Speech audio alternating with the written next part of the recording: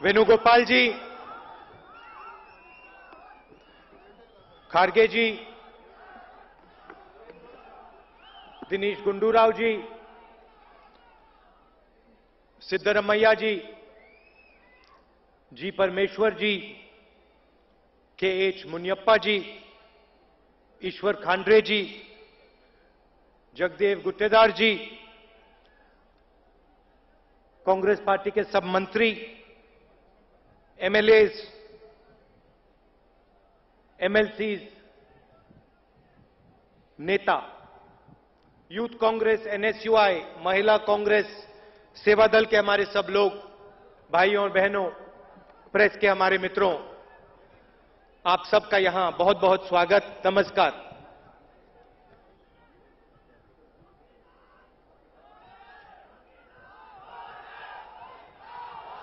अब भैया देखिए, आपने बोला कि चौकीदार चोर है, और कल परसों नरेंद्र मोदी जी पूरे देश को चौकीदार बनाने की कोशिश कर रहे हैं। जब वो प्रधानमंत्री बने थे तो उन्होंने कहा था मुझे प्रधानमंत्री मत बनाओ, मुझे चौकीदार बनाओ। याद है आपको? याद है ना? उन्होंने ये तो नहीं कहा था ना कि पूरा का पूरा हिंदुस्तान उसको चौकीदार बनाओ, ये तो नहीं कहा था। ये कहा था कि मुझे प्रधानमंत्री बनाओ, मैं चौकीदार बनूंगा। चौकीदारी किसकी की? जवाब दो भैया, चौकीदारी किसकी की नरेंद्र मोदी ने? अनिल अंबानी की नहीं की? मेहुल चोकसी, नीरव मोदी, ललित मोदी, विजय माल्या, इनकी चौकीदारी की। पुलवामा में अटैक हुआ उसी दिन, आपने अखबार ठीक से पढ़ा तो उसी दिन छोटा सा आर्टिकल था, अदानी जी को हिंदुस्तान के 6 एयरपोर्ट चौकीदार ने दे दिए। राफेल के बारे में थोड़ा सा बताना चाहता हूं, क्योंकि पूरे देश में मुद्दा बना है। भाइयों और बहनों, राफेल हिंदुस्तान की एयरफोर्स का हवाई जहाज, दुनिया की सबसे बड़ी डिफेंस डील है। इससे दुनिया में कोई बड़ी डिफेंस डील नहीं। हजारों करोड़ रुपए की। यूपीए सरकार ने साफ कहा था हिंदुस्तान एरोनॉटिकल लिमिटेड कंपनी को कॉन्ट्रैक्ट मिलेगा। बेंगलोर में, ओडिशा में, अलग अलग प्रदेशों में राफेल हवाई जहाज बनेगा। एंटनी जी ने साफ कहा 526 करोड़ रुपए एक हवाई जहाज के लिए। चौकीदार प्रधानमंत्री बनता है, पहला काम फ्रांस जाता है, उसके साथ अनिल अंबानी जाते हैं। तब चौकीदार ने नहीं कहा कि भैया आप सब चौकीदार हो, चलो आप सब मेरे साथ चलो फ्रांस। तब तो चौकीदार सिर्फ अनिल अंबानी को ले गया। भाइयों और बहनों, पूरा कॉन्ट्रैक्ट बदल डाला। 526 करोड़ रुपए का हवाई जहाज चौकीदार जी ने 1600 करोड़ रुपए में खरीदा। और कर्नाटक के युवा, आप सुनो, आप दिन भर रोजगार मांगते हो नरेंद्र मोदी जी से। दिन भर आप कहते हो नरेंद्र मोदी जी हमें रोजगार दो, और नरेंद्र मोदी जी ने आपसे रोजगार छीना। एचएएल में हवाई जहाज बनना था, कर्नाटक के युवाओं को रोजगार मिलना था। नरेंद्र मोदी ने कहा ना, चौकीदार अनिल अंबानी को देगा। अनिल अंबानी जी ने जिंदगी में हवाई जहाज नहीं बनाया है, कभी नहीं बनाया। कॉन्ट्रैक्ट मिलने से 10 दिन पहले अनिल अंबानी ने कंपनी खोली। उस कंपनी ने पहले कुछ नहीं किया। दुनिया का सबसे बड़ा कॉन्ट्रैक्ट डिफेंस का कॉन्ट्रैक्ट उस कंपनी को नरेंद्र मोदी जी ने दिया।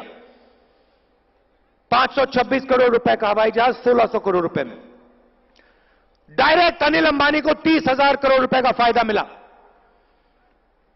सीधा जेब में। फ्रांस का राष्ट्रपति कहता है मुझे नहीं मालूम, मुझे तो नरेंद्र मोदी ने साफ कहा था, हिंदुस्तान के चौकीदार ने साफ कहा था कि अनिल अंबानी को कॉन्ट्रैक्ट मिलना है। मतलब फ्रांस का राष्ट्रपति कह रहा है कि हिंदुस्तान के चौकीदार ने गेट खोला और चोर को अंदर कर दिया। कहा भैया आ जाओ अंदर, 30,000 करोड़ रुपए की चोरी करो, फ्रांस का राष्ट्रपति कहता है।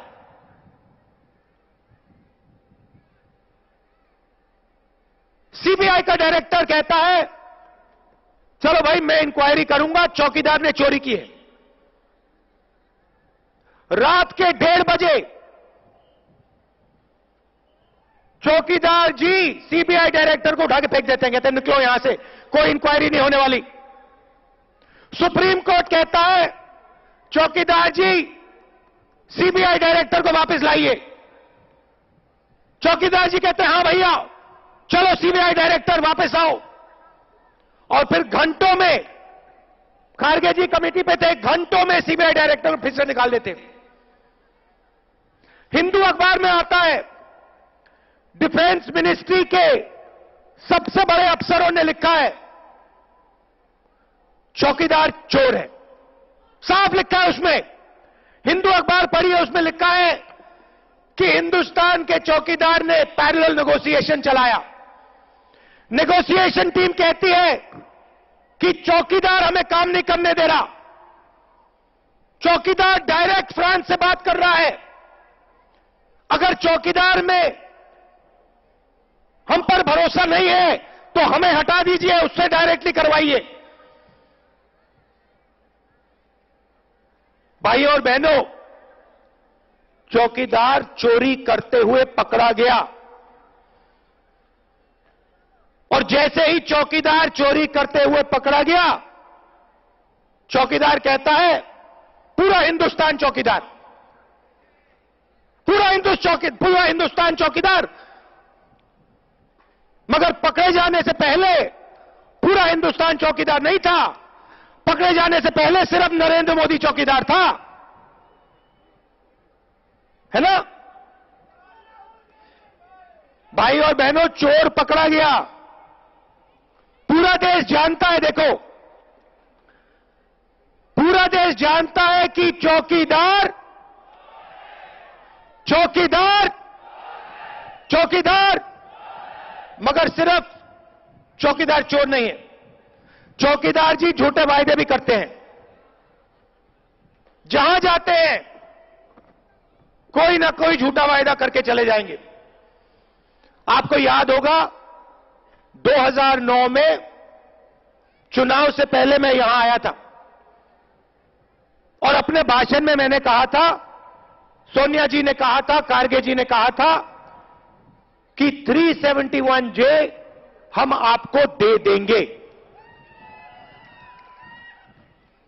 नरेंद्र मोदी जी ने कहा 15 लाख रुपए दे देंगे। नरेंद्र मोदी जी ने कहा 2 करोड़ युवाओं को रोजगार दे देंगे। मोदी जी ने कहा चौकीदारी करूंगा, 15 लाख रुपए हर बैंक अकाउंट में दे दूंगा। मिला आपको? हमने कहा था 371J आपको मिलेगा, मिला? मिला आपको? हमने कहा था किसान की कर्जा माफी होगी, किसान की कर्जा माफी हो गई। सिर्फ कर्नाटक में नहीं, मध्य प्रदेश, राजस्थान, छत्तीसगढ़, पंजाब और कर्नाटक में कांग्रेस पार्टी ने किसान की कर्जा माफी की। आर्टिकल 371 से आप सबको जबरदस्त फायदा हुआ। पिछले 5 साल में 30,000 युवाओं को 371J के माध्यम से रोजगार मिला है। हर साल 6,000 स्टूडेंट्स को कॉलेजेस में, इंजीनियरिंग कॉलेजेस में एडमिशन मिलता है। हर साल 800 स्टूडेंट्स को मेडिकल कॉलेज में एडमिशन मिलता है। तो भाइयों और बहनों, जो हम कहते हैं हम कर देते हैं। अगर आप हमारे स्टेट से सुनोगे, वो काम हम पूरा करके आपको दे देंगे। और आपके सामने सच्चाई है। मैंने आपको 2-3 उदाहरण दिए। कर्जा माफी का उदाहरण दिया, 371J का उदाहरण दिया। और चुनाव में इस बार हमने बहुत बड़ा निर्णय ले लिया है। नरेंद्र मोदी जी 3,50,000 करोड़ रुपए 15-20 लोगों का कर्जा माफ करते हैं। आज वो कहते हैं हम सब चौकीदार, मगर 3.5 लाख करोड़ रुपए उन्होंने 15 लोगों का कर्जा माफ किया, किसान का 1 रुपया कर्जा माफ नहीं किया। हमने निर्णय ले लिया है, चुनाव के एकदम बाद कांग्रेस पार्टी हिंदुस्तान के गरीब लोगों को डायरेक्ट बैंक अकाउंट में पैसा देने जा रही है। हमने एक निर्णय ले लिया है कि हम गारंटीड मिनिमम आमदनी हिंदुस्तान के हर नागरिक को देने वाले हैं।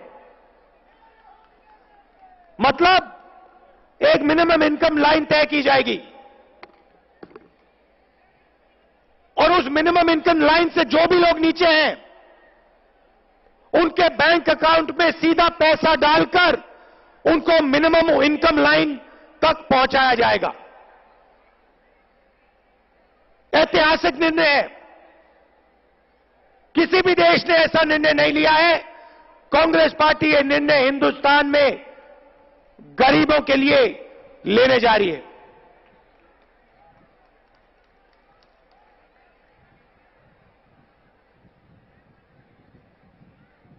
मोदी जी जाते हैं, जहां भी जाते हैं कहते हैं रोजगार। 2 करोड़ युवाओं को हर साल मैं रोजगार दूंगा।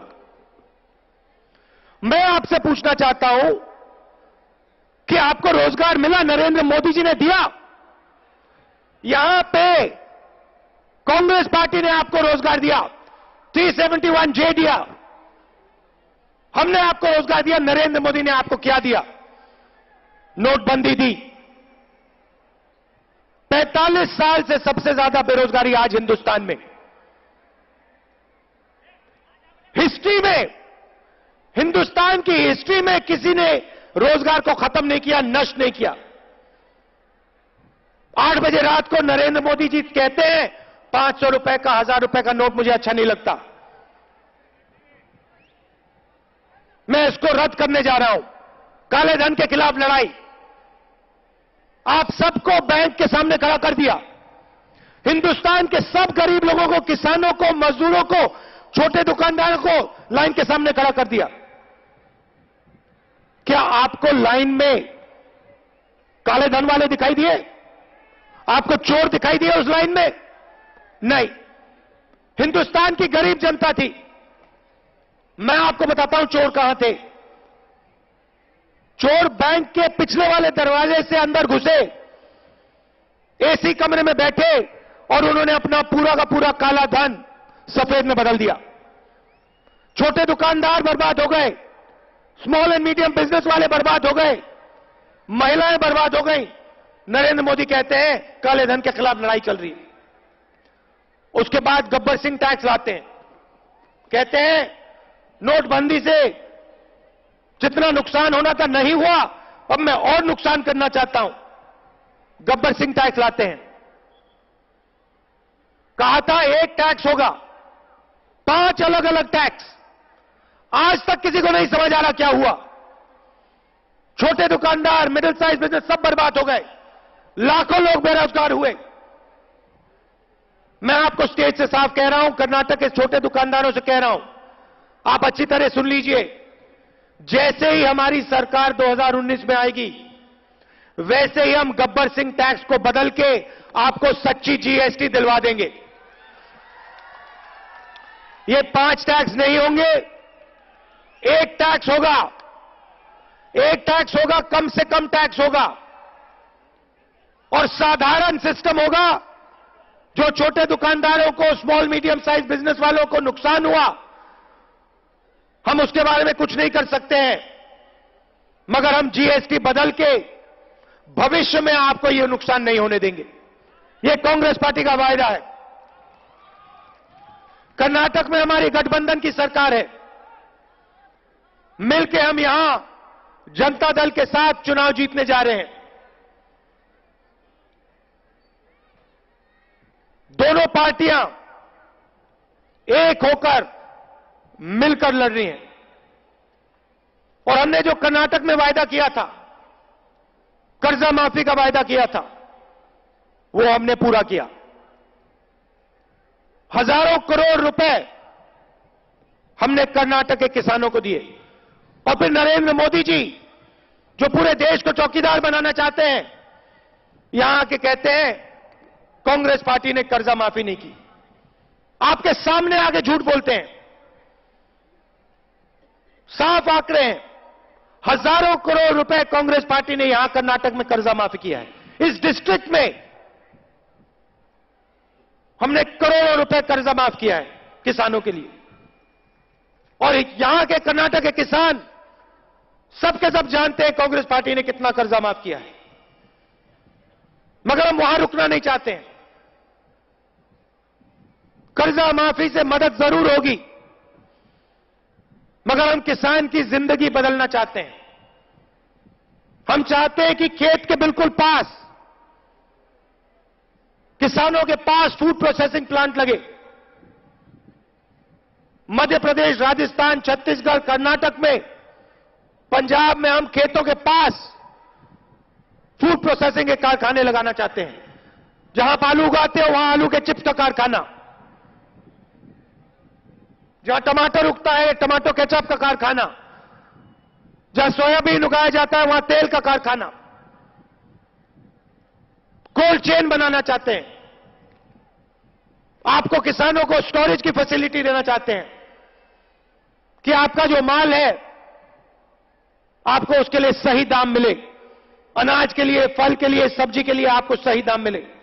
आपको याद होगा जब कांग्रेस पार्टी की सरकार थी, हर साल हम एमएसपी को बढ़ाते थे।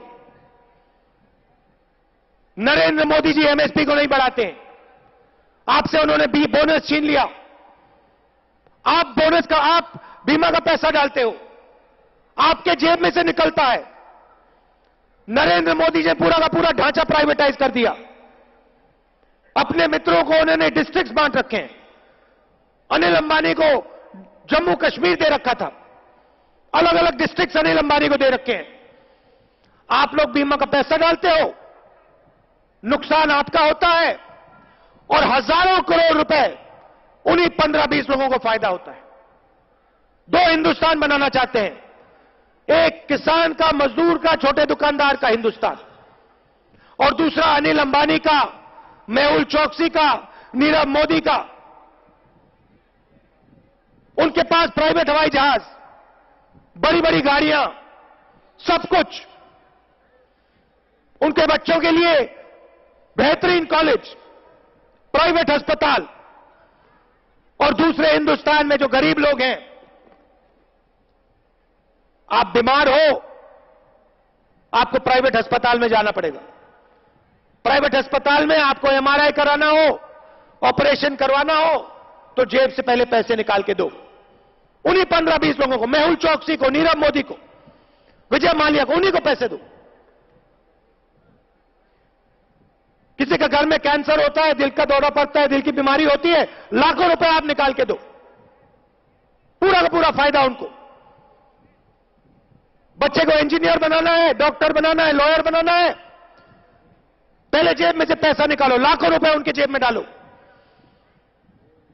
फिर आपके बच्चे लॉयर, इंजीनियर बन सकते हैं। ऐसा हिंदुस्तान हमें नहीं चाहिए। एक हिंदुस्तान होगा, एक झंडा है, एक हिंदुस्तान होगा। अगर उनका कर्जा माफ होगा तो किसान का कर्जा माफ होगा। अगर उनके बच्चों को शिक्षा मिलेगी तो किसान, मजदूर, छोटे दुकानदारों के बच्चों को शिक्षा मिलेगी। अगर उनको स्वास्थ्य मिलेगा तो फिर आपको भी स्वास्थ्य मिलेगा। यह कांग्रेस पार्टी की सोच है। 2019 में बजट में सरकारी अस्पताल खोलने के लिए, सरकारी स्कूल, कॉलेजेस खोलने के लिए हम पैसा डालेंगे, आपके लिए डालेंगे, आपके भविष्य के लिए डालेंगे। मैं ये नहीं कह रहा हूं कि प्राइवेट लोगों के लिए जगह नहीं होनी चाहिए। आप प्राइवेट अस्पताल खोलना चाहते हो, आप खोलो। आप प्राइवेट कॉलेजेस खोलना चाहते हो, आप खोलो। मगर सरकार की भी जिम्मेदारी होती है। सरकार की जिम्मेदारी है कि जो गरीब लोग हैं, कमजोर लोग हैं, उनके भी बच्चों के लिए स्कूल और कॉलेजेस, यूनिवर्सिटी हो, उनके बच्चों के लिए भी अस्पताल हो, उनके माता पिताओं के लिए भी अस्पताल हो। यह जिम्मेदारी हम पूरी करेंगे। और आज हिंदुस्तान में जहां भी देखो नरेंद्र मोदी जी नफरत फैलाते हैं। एक धर्म दूसरे धर्म के बीच में नफरत, दलितों को मारा जाता है, पीटा जाता है, रोहित वेमुला जैसे युवाओं को कुचला जाता है, और इनका लक्ष्य कॉन्स्टिट्यूशन को रद्द करना। नरेंद्र मोदी दिल में चाहते हैं, जैसे उन्होंने नोटबंदी में 500 रुपए और 1000 रुपए का नोट खत्म किया, वैसे नरेंद्र मोदी जी हिंदुस्तान के कॉन्स्टिट्यूशन को खत्म करना चाहते हैं। हम ये कभी नहीं होने देंगे। चाहे कुछ भी हो जाए, हिंदुस्तान के कॉन्स्टिट्यूशन को नरेंद्र मोदी और आरएसएस के लोग कभी नहीं छू पाएंगे। कांग्रेस पार्टी नहीं छूने देगी। सुप्रीम कोर्ट के जज बाहर आते हैं, खड़े होते हैं प्रेस के सामने, कहते हैं कि हमें काम करने नहीं दिया जा रहा है, न्याय नहीं दे सकते हम। आमतौर से जनता सुप्रीम कोर्ट में जाती है, जजेस के पास जाती है। पहली बार इतिहास में देखने को मिला, सुप्रीम कोर्ट के जजेस प्रेस के सामने आते हैं, जनता के सामने आते हैं, कहते हैं, हाथ जोड़ के कहते हैं, जनता से कहते हैं हमें न्याय दो, हमें न्याय नहीं मिल रहा है। आरबीआई से बिना पूछे नोटबंदी करते हैं।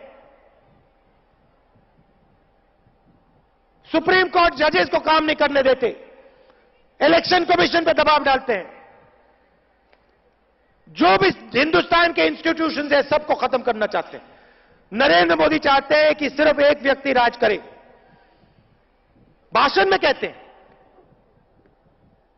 लाल किले में जाके कहते हैं, मेरे आने से पहले,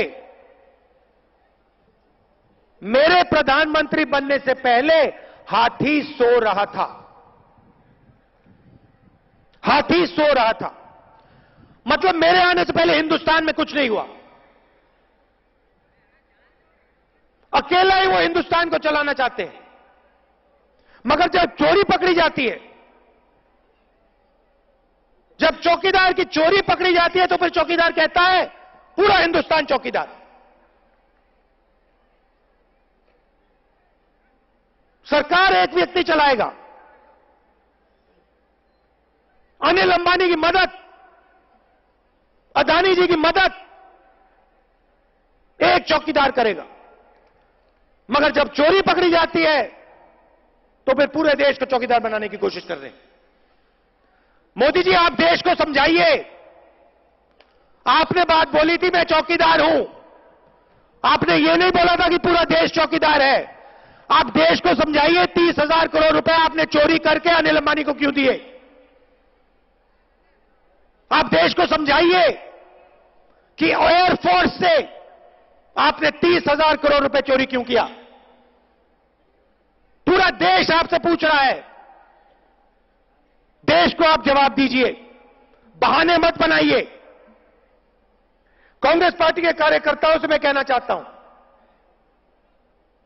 विचारधारा की लड़ाई है। यहां पे हम जनता दल के साथ मिलकर चुनाव लड़ रहे हैं। सारी की सारी सीटें यहां पे हमें जीतनी है। हर पोलिंग बूथ पे आपको लड़ना है।